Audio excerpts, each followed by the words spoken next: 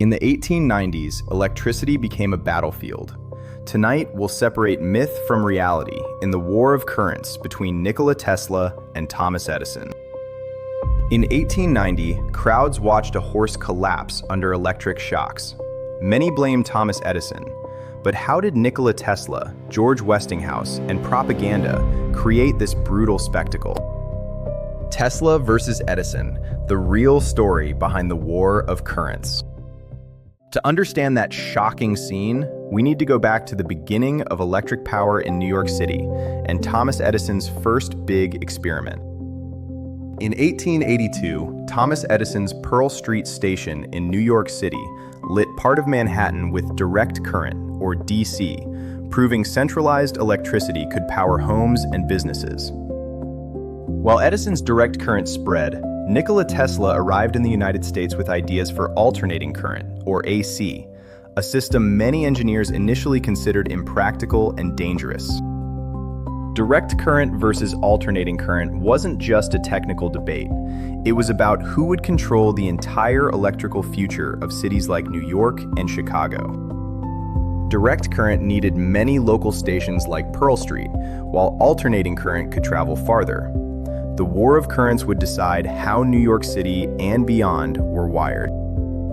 In 1888, George Westinghouse licensed Nikola Tesla's AC patents, backing alternating current through Westinghouse Electric Company and challenging Edison Electric Light Company's dominance in urban electrification. Once Tesla and Westinghouse joined forces, Edison faced not just a rival inventor, but a rival corporation threatening the business model behind his direct current empire. The war of currents was driven by patents and profits. Edison Electric Light Company and Westinghouse Electric Company fought to control licensing fees, investors, and city contracts nationwide. As alternating current spread, Edison warned AC was deadly.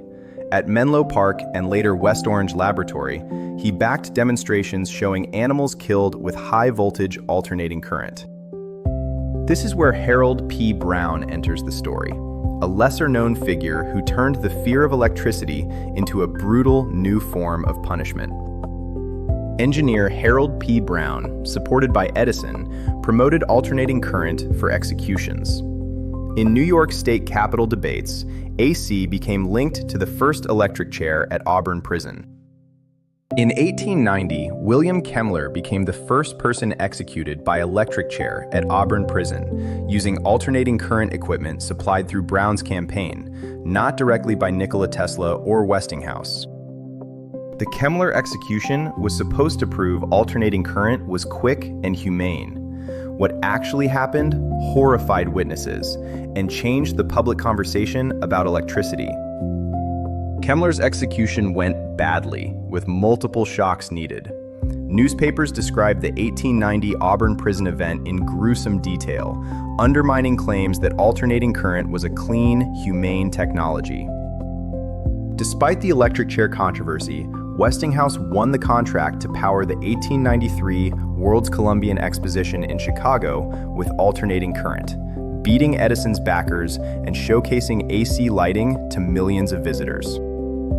If Chicago proved AC could light a city, Niagara Falls would prove it could power industry itself and finally settle the war of currents. The next battle was Niagara Falls.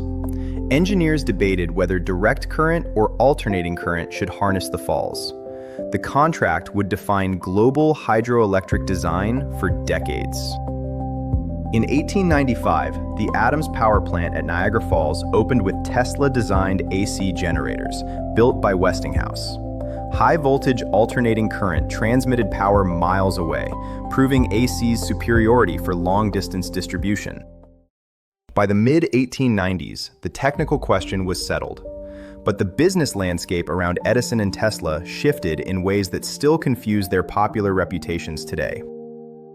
Financier J.P. Morgan reorganized Edison's interests into General Electric, which adopted alternating current.